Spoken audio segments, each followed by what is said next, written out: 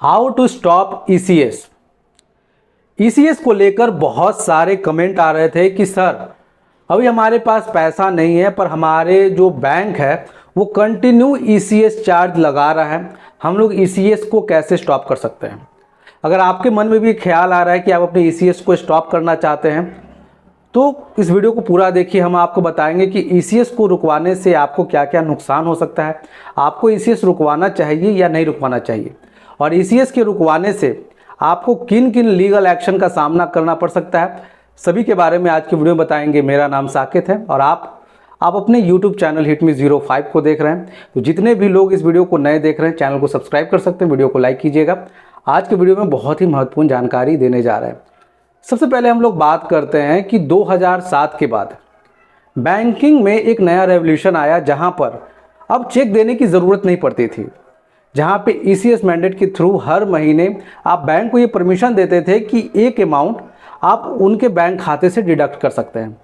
और उसके लिए हम लोग ईसीएस मैंडेट पे साइन भी करते थे, जहां पे अगर आप 1 साल के लिए लोन ले रहे हो, 2 साल के लिए लोन ले रहे हो, 3 साल के लिए ले रहे हो, 10 साल के लिए ले रहे हो या 20 साल के लिए ले रहे हो, यहाँ पे आप बैंक को परमिशन देते थे कि आप लगातार उतने दिनों तक हमारे बैंक खाते से वो पैसे निकाल सकते थे ईसीएस के थ्रू।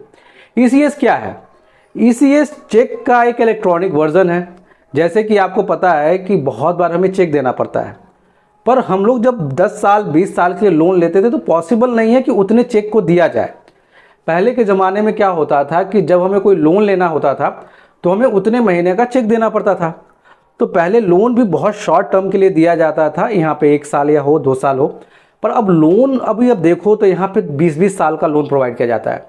तो क्या पॉसिबल हो सकता है कि यहाँ पे एक कस्टमर 240 या 120 चेक दे? ये पॉसिबल नहीं था, तो उसकी जगह पे लाया गया ईसीएस मैंडेट। अब नेज का यूज़ हो रहा है। ये सभी चीज़ एक ही तरह से काम करता है, जहाँ पे कस्टमर ये परमिशन देता है बैंक को कि आप इस महीने मेरे बैंक खाते से ये पैसे निकाल ले। पर परेशानी तब है जब कस्टमर के पास पैसे नहीं होते।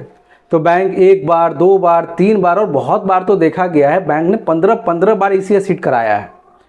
और यहाँ पे ईसीएस सिर्फ हिट करना की बात नहीं होती। जब ईसीएस हिट होता है तो इसके कुछ चार्जेज होते हैं जो आपके बैंक से 295 रुपये डिडक्ट होते हैं। और यहाँ पर बैंक से जब ये 295 रुपये डिडक्ट होते हैं उसके बाद बैंक का भी एक चार्ज है जो कि यहाँ पे 415 से लेकर 495 के बीच में ही रहता है।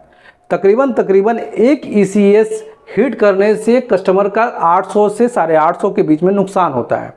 तो बहुत सारे कस्टमर मुझसे पूछ रहे थे क्या ईसीएस को स्टॉप कराया जा सकता है। देखिए, ईसीएस को स्टॉप कराया जा सकता है, पर यह गलती कभी मत कीजिएगा, क्योंकि जब आप ईसीएस मैंडेट पे साइन करते हैं तो आपने बैंक को ये वादा किया है कि आप जो हमें सामान दे रहे हो उसके अगेंस्ट में हम आपको ये परमिशन देते हैं कि आप हमारे बैंक से इतने पैसे को हर महीने निकाल लो। जब आप ईसीएस को बाउंस करवाते हो, ईसीएस को यहाँ पे स्टॉप कराते हो, तो बैंक को आप ये अधिकार देते हो कि आपके ऊपर 406 का केस करे, अमानत में खयानत का केस करे। क्योंकि अगर आप यहाँ पे उसको रोकते हो तो आप अपने अधिकार का हनन करते हो। देखिए, ईएमआई मत दीजिए, कोई दिक्कत नहीं है। ईएमआई आपके पास नहीं है, पैसे मत दीजिए। लोन नहीं देना कहीं से भी क्राइम की श्रेणी में नहीं है। आपके पास 1 लोन है, 2 लोन है, 3 लोन है, आप पैसे मत दो। आपको जब कोर्ट में बुलाया जा रहा है तो आप कोर्ट में जाओ, आपको बैंक में बुलाया जा रहा है आप बैंक में जाओ।